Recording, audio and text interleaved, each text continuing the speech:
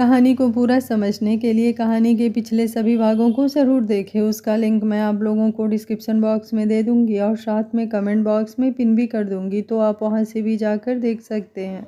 राजवीर को मनाली जाने की परमिशन देकर आर्यवीर ऊपर कमरे में आ चुका था। बाहर रात की ठंडी हवा बालकनी के पर्दों को धीरे धीरे हिला रही थी और अंदर पूरे कमरे में एक अजीब सी खामोशी फैली हुई थी।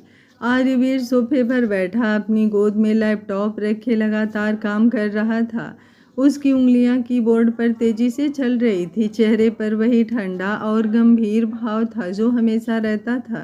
तभी कमरे का दरवाज़ा धीरे से खुला और रोनी अंदर आई। दरवाज़ा खुलने की आवाज़ साफ उसके कानों तक पहुंची थी, लेकिन फिर भी उसने नज़रें उठाकर उसकी तरफ नहीं देखा, जैसे उसे फर्क ही नहीं पड़ता कि कमरे में कौन आया और कौन गया। अवनी कुछ पल वहीं खड़ी उसे देखती रही। सुबह से लेकर अब तक वो जितनी बार भी आर्यवीर के बारे में सोचती, उसका दिमाग उलझ जाता। कभी वो उसे घमंडी लगता, कभी पागल, कभी जिद्दी और कभी कभी ऐसा इंसान जो अपनी सारी फीलिंग्स जानबूझकर छुपा कर रखता हो। आज नीचे डाइनिंग टेबल पर उसने सिर्फ उसकी एक बात पर राजवीर को ट्रिप पर जाने की परमिशन दे दी थी, वरना जिस तरह का इंसान आर्यवीर था, किसी की बात इतनी आसानी से मानना उसके बस की बात नहीं लगती थी। अवनी मन ही मन सोच रही थी कि शायद उसे थैंक यू बोल देना चाहिए, लेकिन सामने बैठा इंसान ऐसा था कि उससे सीधे बात करना भी किसी लड़ाई से कम नहीं लगता था। वो धीरे धीरे बिस्तर की तरफ गई और तकिया इधर उधर करने लगी। उसकी नज़रें बार बार आर्यवीर पर जा रही थी, जैसे इंतज़ार कर रही हो कि वो एक बार तो सिर उठाकर उसकी तरफ देखे। लेकिन आर्यवीर बिल्कुल शांत बैठा स्क्रीन पर नज़रें टिकाए अपना काम करता रहा। अवनी धीरे धीरे बेड की तरफ गई और तकिया इधर उधर करने लगी। बीच बीच में उसकी नज़रें आर्यवीर पर चली जाती, लेकिन सामने बैठा इंसान बिल्कुल शांत था। उसकी उंगलियां लगातार लैपटॉप पर चल रही थी। अवनी हल्का सा मुंह बनाकर मन ही मन बोली, इतना भी क्या एटीट्यूड है। वो जानबूझकर थोड़ी आवाज़ करने लगी, कभी ड्रावर खोलती, कभी बंद करती, कभी बेडशीट ठीक करती, लेकिन कोई असर नहीं। आखिर झुंझला कर उसने बेडशीट उठाई और जानबूझकर नीचे गिरा दी। आवाज़ हुई, फिर भी कोई रिएक्शन नहीं। वाह महाराज जी तो आज जैसे तपस्या में बैठे हैं। वो धीरे से बड़बड़ाई और नीचे झुककर बेडशीट उठाने लगी, लेकिन इस बार उसकी नज़रें बेडशीट पर नहीं आर्यवीर पर थी। तभी उसका पैर उसी चादर में उलझ गया और उसका बैलेंस बिगड़ गया। उफ! वो गिरती उससे पहले ही एक मजबूत हाथ उसकी कमर तक पहुंचा और अगले ही पल वो सीधे आर्यवीर की गोद में थी। सब कुछ जैसे एक पल के लिए थम गया। अवनी की सांस अटक गई। उसकी हथेली सीधे आर्यवीर के सीने पर आ टिकी थी। मजबूत धड़कनों की आवाज़ जैसे उसकी हथेली से टकरा रही थी। आर्यवीर ने उसकी कमर को मजबूती से पकड़ा हुआ था। दोनों की नज़रें एक दूसरे से टकराई और वहीं रुक गई। अवनी पहली बार उसे इतने करीब से देख रही थी। उसकी गहरी आंखें, हल्के बिखरे बाल, चेहरे की तीखी बनावट और उसकी सांसों की गर्माहट तक अवनी महसूस कर पा रही थी।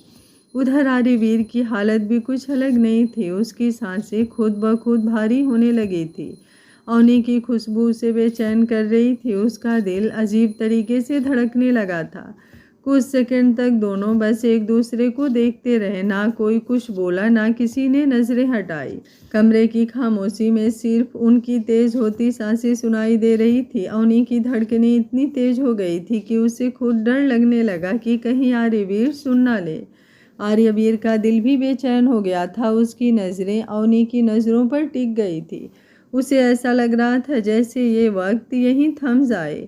वो अवनी के करीब होकर उसे बाहों में भर ले, लेकिन अगर उसकी लड़ाका बीबी को उसके मन के ख्यालों के बारे में पता चला तो उसे कितना सुनाएगी। उसे इस बात का एहसास हुआ कि अवनी अचानक उठने लगी। तभी आर्यवीर हल्का सा मुस्कुराया। उसके होठों पर वही टसन भरी स्माइल आ गई। तुम्हारी आंखें हैं या बटन, हमेशा गिरती पड़ती ही रहती हो। उसकी आवाज़ धीमी लेकिन बेहद करीब थी।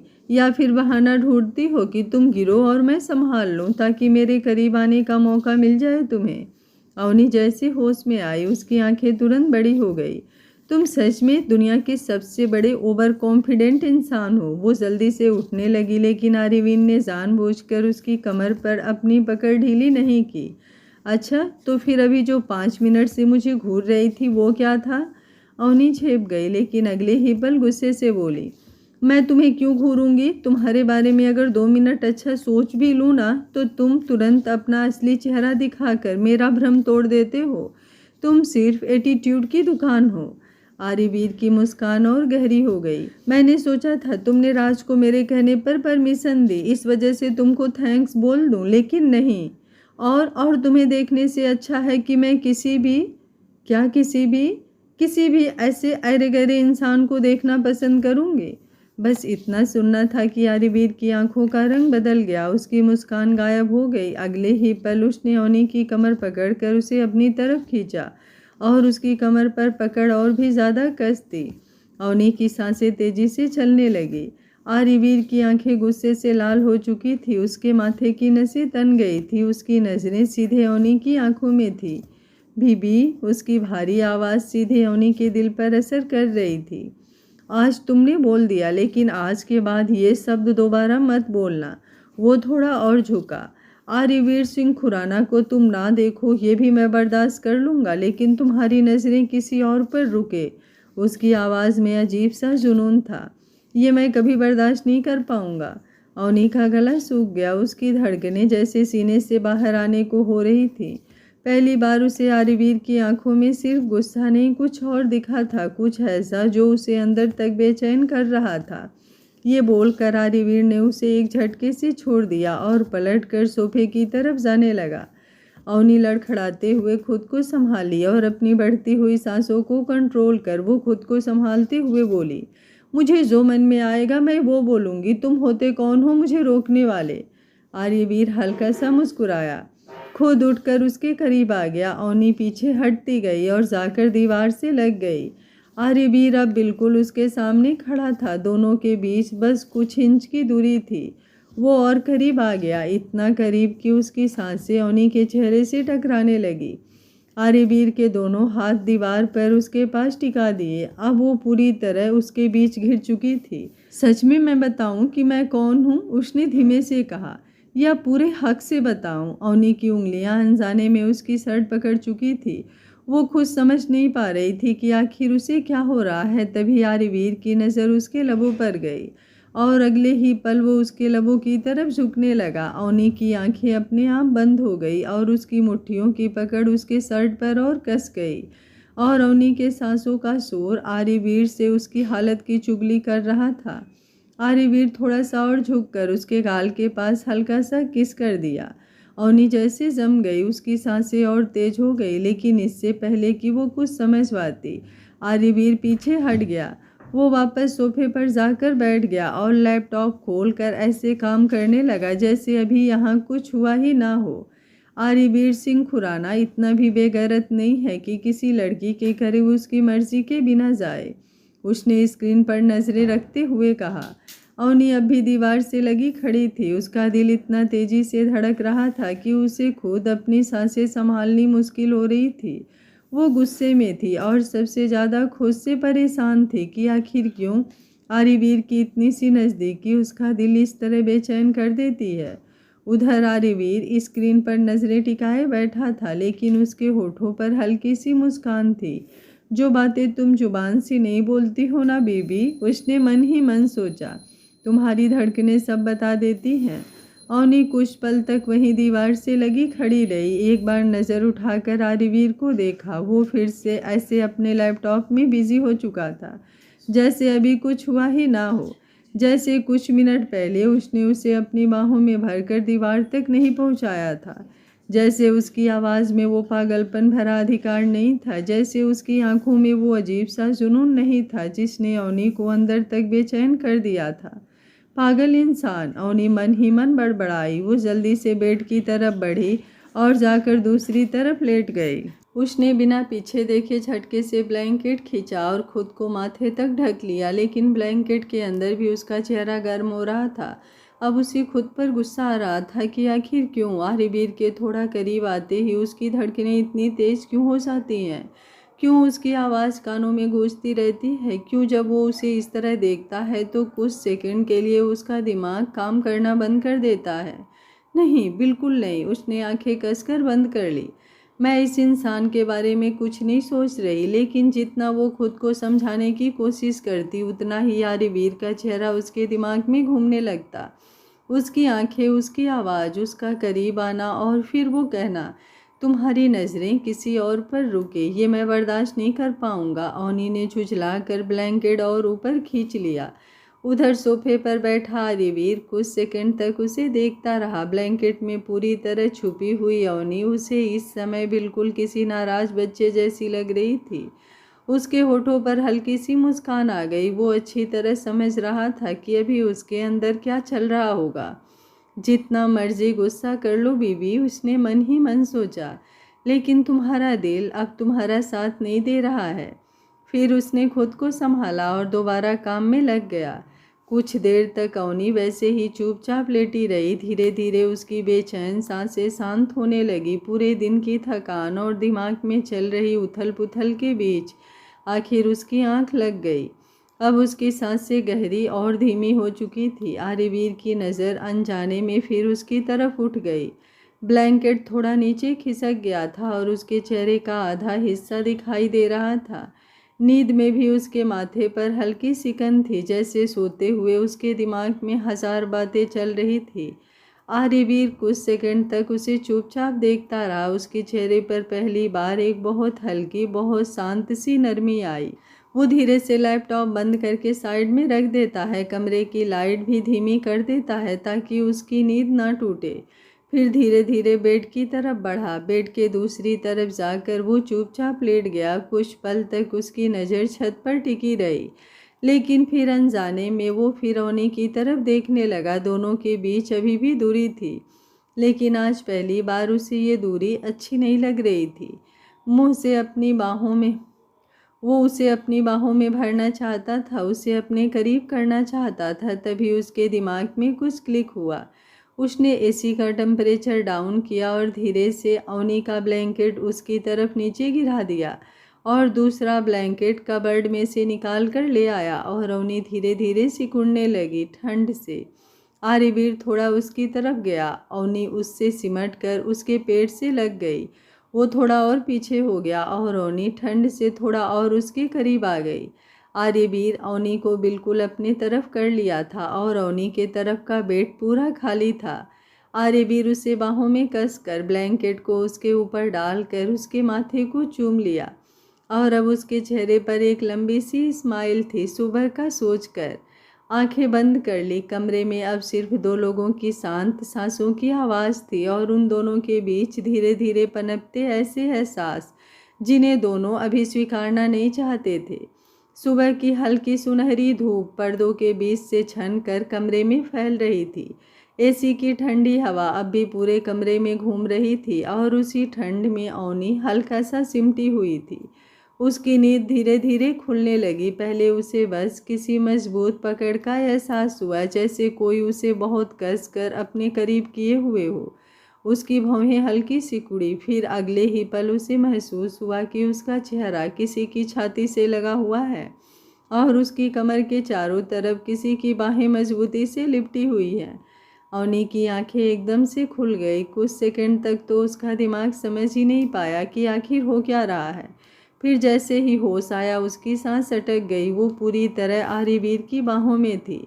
उसका एक हाथ उसकी कमर पर था और दूसरा उसके सिर के पास। अवनी का दिल अचानक इतनी तेजी से धड़कने लगा जैसे अभी बाहर ही निकल जाएगा। उसने जल्दी से खुद को छुड़ाने की कोशिश की, लेकिन आर्यवीर की पकड़ नींद में भी इतनी मजबूत थी कि वो हिल तक नहीं पाई। अवनी ने धीरे से सिर उठाकर उसकी तरफ देखा और बस देखती रह गई। आर्यवीर गहरी नींद में था। उसके चेहरे पर इस समय ना कोई अकड़ थी, ना गुस्सा, ना वही हमेशा वाला ठंडा रौब। इस समय वो बेहद शांत और मासूम लग रहा था। उसके माथे पर हल्के बिखरे बाल आ रहे थे और नींद में उसकी सांसें बहुत धीमी और गहरी थी। अवनी कुछ पल तक बस उसे देखती रही। उसके होठों पर अनजाने में हल्की सी मुस्कान आ गई। कितना क्यूट लग रहा है ये, उसके मन ने धीरे से कहा। फिर अगले ही पल उसने खुद को डांटा और जैसे ही उठेगा ना फिर वही भूखे शेर की तरह टूट पड़ेगा। लेकिन फिर भी उसकी नज़रें उससे हट नहीं रही थी। पता नहीं क्यों पहली बार उसे आर्यवीर का ये शांत चेहरा बहुत अच्छा लग रहा था। उसने धीरे से हाथ उठाकर उसके माथे पर आए बालों को पीछे किया। आर्यवीर हल्का सा हिला लेकिन उसकी पकड़ ढीली नहीं हुई। अवनी की उंगलियां अनजाने में उसके गाल तक चली गई। उसने बहुत हल्के से उसके गाल को छुआ। उसकी त्वचा की गर्माहट महसूस होते ही अवनी की धड़कनें फिर तेज हो गई। पता नहीं कब वो खुद थोड़ा और उसके करीब हो गए। उसका सिर फिर से उसके सीने पर टिक गया। कुछ पल तक वो ऐसे ही उसकी बाहों में सिमटी रही, लेकिन अगले ही सेकंड उसे एहसास हुआ कि वो क्या कर रही है। उसकी आंखें बड़ी हो गई।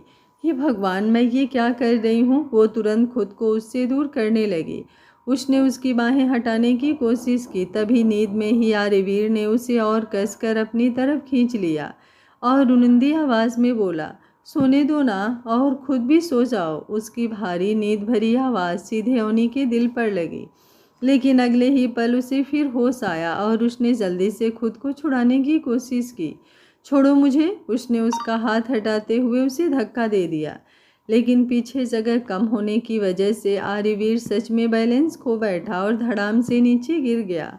आह! वो तुरंत उठकर बैठ गया। उसके बाल पूरी तरह बिखर चुके थे और आंखें आधी नींद में थी। पागल हो गई हो क्या तुम? वो झल्लाकर बोला। मुझे बेड से धक्का क्यों दिया? घर मेरा, बेड मेरा और मुझे ही नीचे गिरा दिया। अवनी तुरंत बैठ गई और गुस्से से उसे घूरती हुई बोली, तुम्हारी हिम्मत कैसे हुई मुझे अपनी बाहों में भरकर सोने की?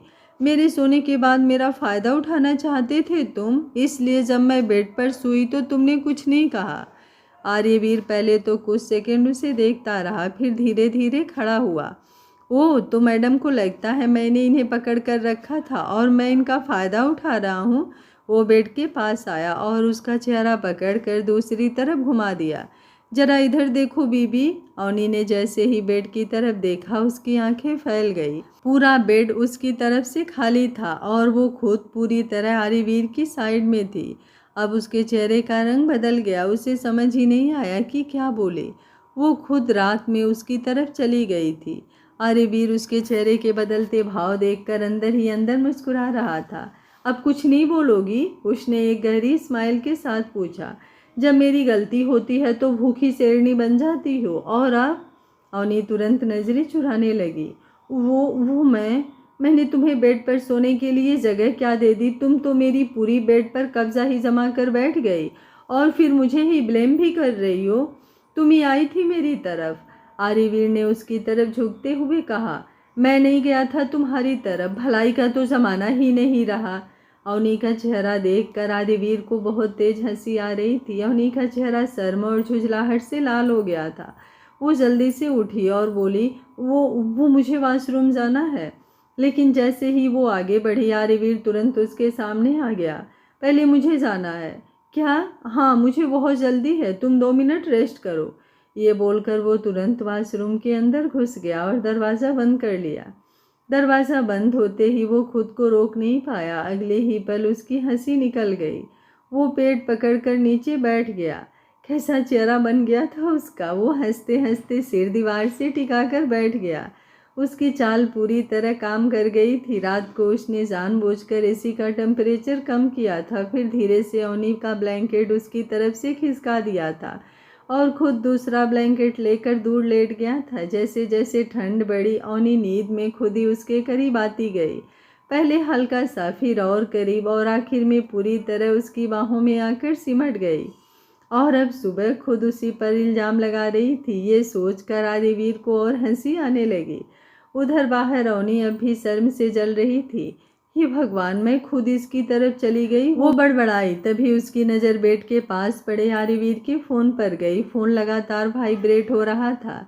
स्क्रीन पर बार बार समीर कॉलिंग फ्लैश हो रहा था। अवनी ने फ़ोन उठाया। लगता है कोई ज़रूरी काम है। अवनी ने जैसे ही फ़ोन कान से लगाया, उधर से समीर की घबराई हुई आवाज़ तुरंत सुनाई दी।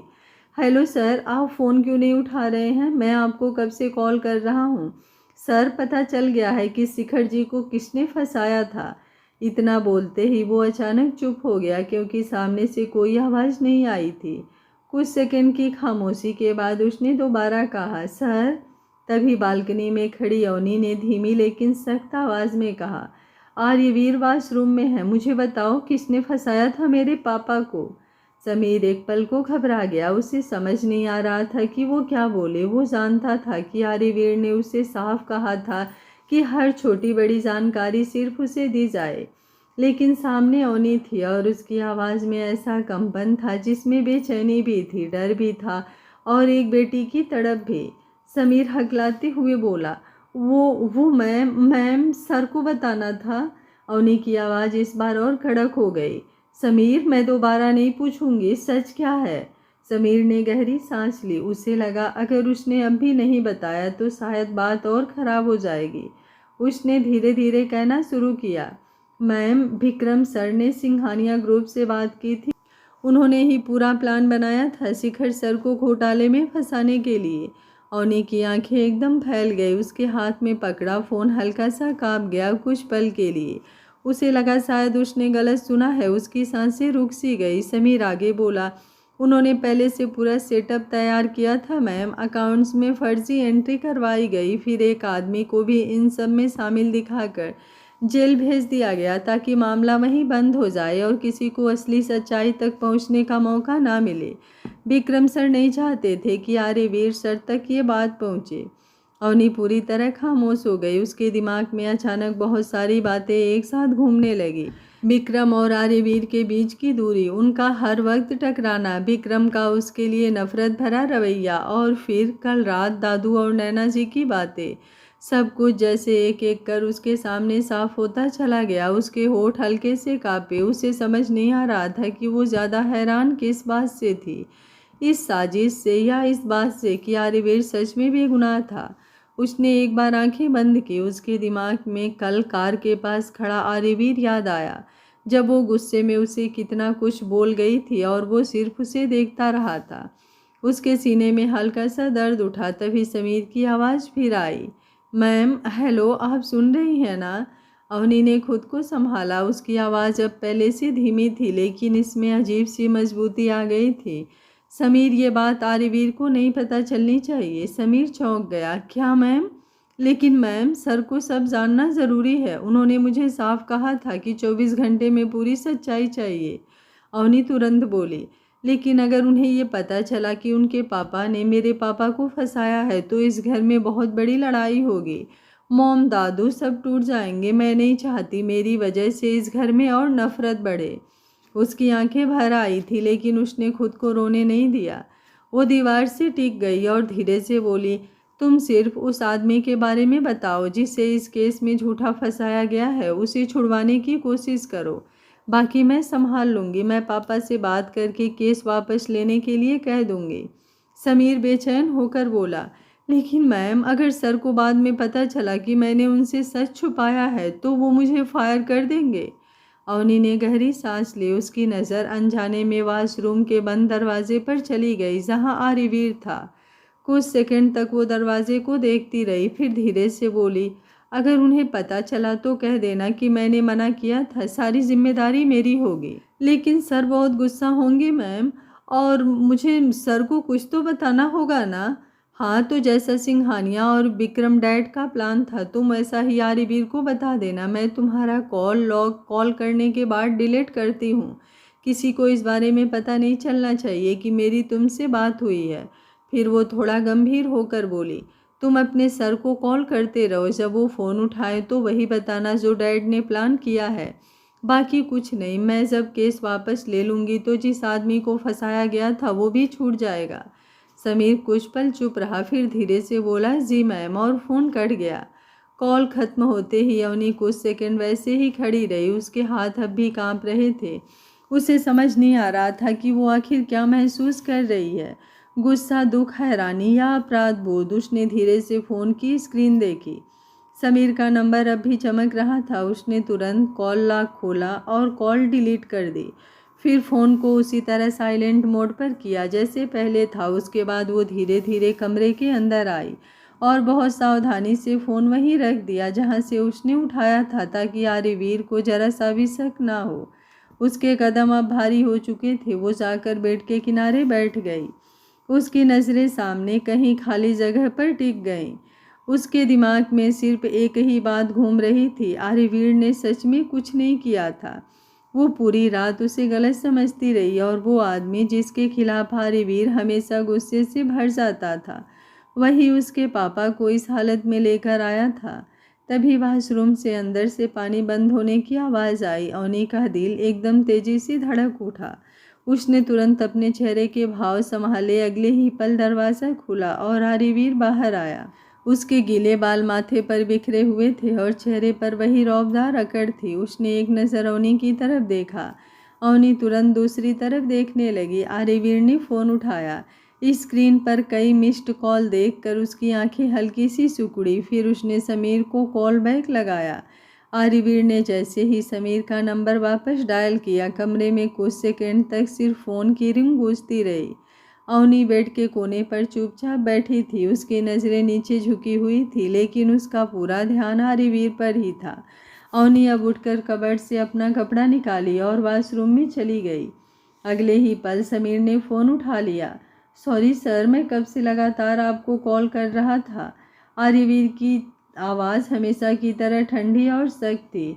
जो पता चला है वो सीधे बताओ। समीर ने एक पल रुककर गहरी सांस ली। उसे अवनी की बात याद थी, इसलिए उसने शब्द बहुत संभाल कर चुने। सर, एक आदमी का नाम सामने आया है जो सिंघानिया ग्रुप्स में काम करता है और घोटाले उसी ने किए थे, लेकिन शिखर सर को फंसा दिया था। उसे पैसों की बहुत ज़रूरत थी। अभी वो पुलिस कस्टडी में है। मैंने सारे रिकॉर्ड निकलवाए हैं। आर्यवीर की आंखें हल्की सिकुड़ गई। उसने कुछ सेकंड तक कुछ नहीं कहा, फिर धीमी लेकिन बेहद खतरनाक आवाज़ में बोला, तुम्हें क्या लगता है ये सब सच है? समीर तुरंत बोला, यस सर, मैंने बहुत अच्छे से जांच करवाई है। सारे पेपर्स, अकाउंट्स, स्टेटमेंट्स और ट्रांजैक्शन रिकॉर्ड मैच कर रहे हैं। शिखर सर को जानबूझकर बीच में फंसाया गया था। आर्यवीर कुछ पल तक बिल्कुल खामोश खड़ा रहा। उसके चेहरे पर कोई भाव नहीं था, लेकिन उसकी आंखों में ठंडा गुस्सा उतरता जा रहा था। ठीक है, मैं तुमसे बाद में बात करता हूँ, उसने बस इतना कहा। जी सर। फ़ोन कट गया। आर्यवीर कुछ सेकंड तक फ़ोन हाथ में पकड़े खड़ा रहा, फिर धीरे से बालकनी की तरफ चला गया। तभी पीछे वॉशरूम का दरवाज़ा खुला। अवनी फ्रेश होकर बाहर आई। उसने एक बार आर्यवीर की तरफ देखा। वो बालकनी में खड़ा कुछ सोच रहा था। उसका चेहरा पहले से ज़्यादा सख्त लग रहा था। अवनी चुपचाप अलमारी के पास गई, अपने बाल ठीक किए, मांग में सिंदूर लगाया, थोड़ा सा टचअप किया और बिना कुछ बोले कमरे से बाहर निकल गई। कुछ देर बाद आर्यवीर भी नीचे आ गया। डाइनिंग टेबल पर राजवीर पहले से बैठा था और नैना जी नाश्ता सर्व कर रही थी। दिग्विजय जी अखबार खोले बैठे थे, लेकिन नज़रें बार बार सीढ़ियों की तरफ चली जा रही थी। जैसे ही आर्यवीर नीचे आया, नैना जी मुस्कुराते हुए बोली, आ जाओ बेटा, नाश्ता ठंडा हो रहा है।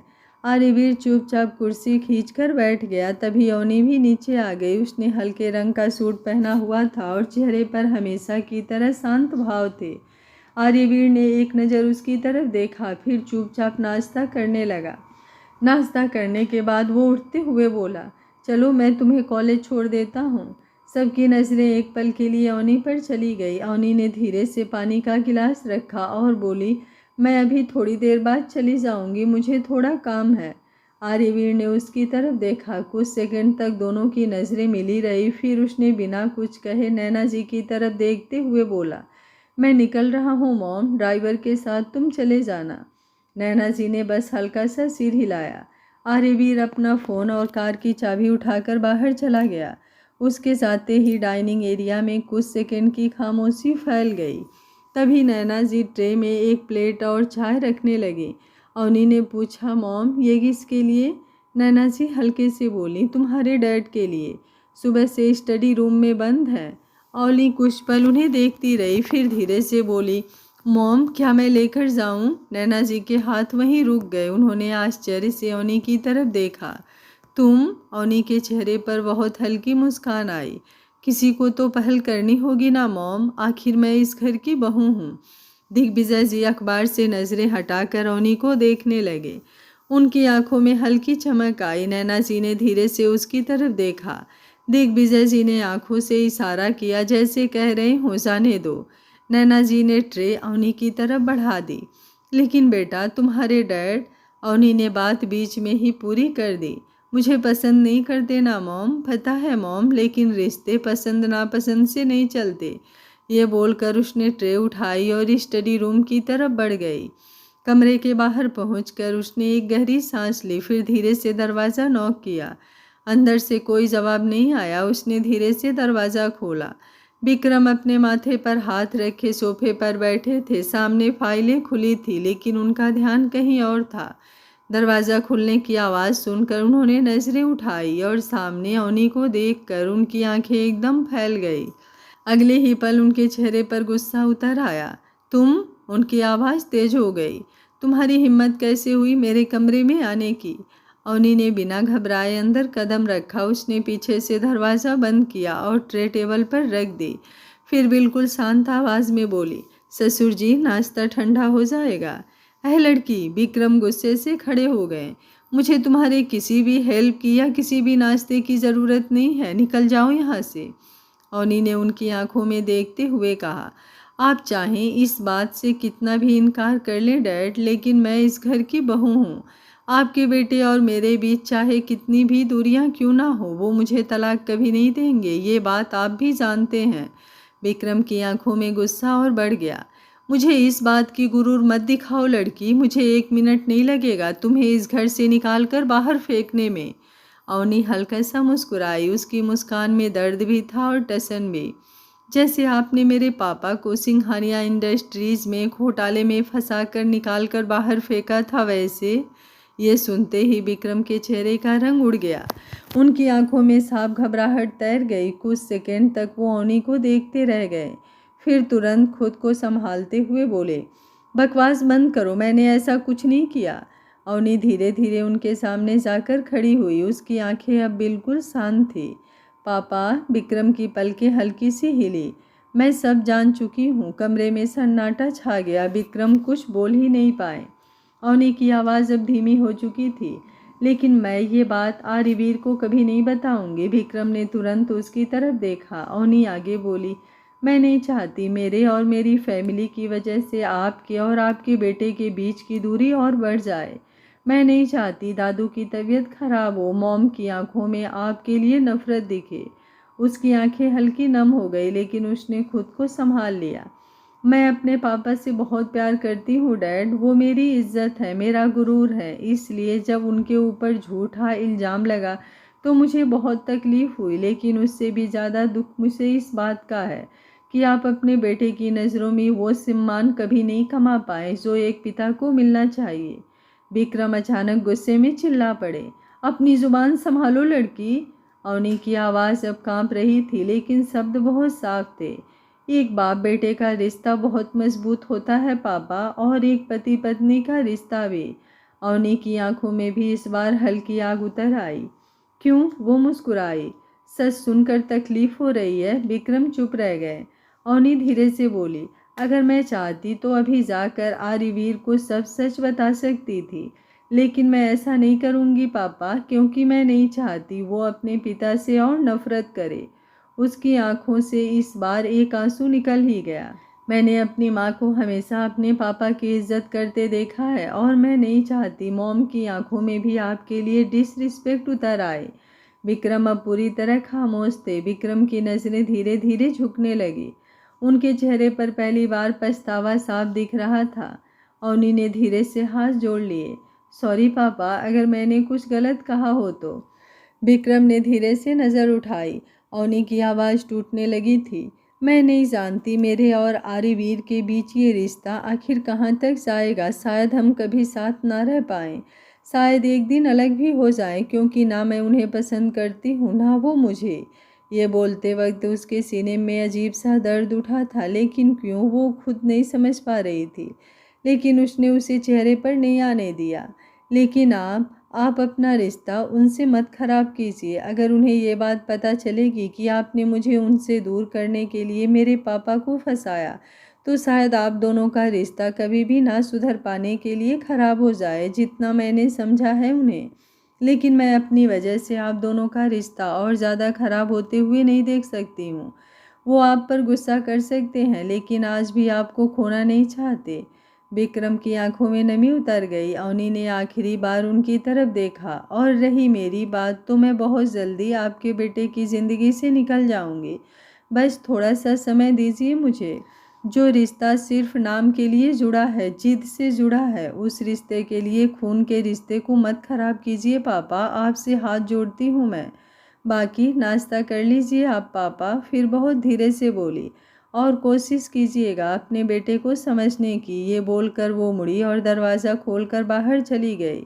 उसके जाते ही विक्रम जैसे वहीं जम गए। फिर धीरे धीरे उनके कदम पीछे हटे और वो धम्म से सोफे पर बैठ गए। उनकी आंखें भर चुकी थी। आज पहली बार किसी ने उन्हें आईना दिखाया था, और वो आईना उनकी अपनी बहू थी। वही लड़की जिसे वो अपने बेटे की ज़िंदगी से निकाल देना चाहते थे। आजकल घर में कंस्ट्रक्शन का काम चल रहा है, जिसकी वजह से बहुत ज़्यादा प्रॉब्लम हो रही है। काम काफ़ी बढ़ गया है, इसलिए पार्ट देर सबेर हो रहे हैं। तो आप लोग मैनेज कर लीजिएगा। आज का पार्ट आप लोगों को कैसा लगा, कमेंट बॉक्स में अपनी राय ज़रूर दीजिएगा। कल का पार्ट और भी ज़्यादा बेहतरीन और खूबसूरत होने वाला है, तो देखना बिल्कुल मत भूलिएगा। मैं कोशिश करूँगी सवेरे देने के लिए, लेकिन आप लोग भी मेरी प्रॉब्लम समझिएगा। Thank you for watching. मिलते हैं कहानी के अगले भाग में। तब तक स्वस्थ रहिए, मस्त रहिए, अपना ख्याल रखते रहिए।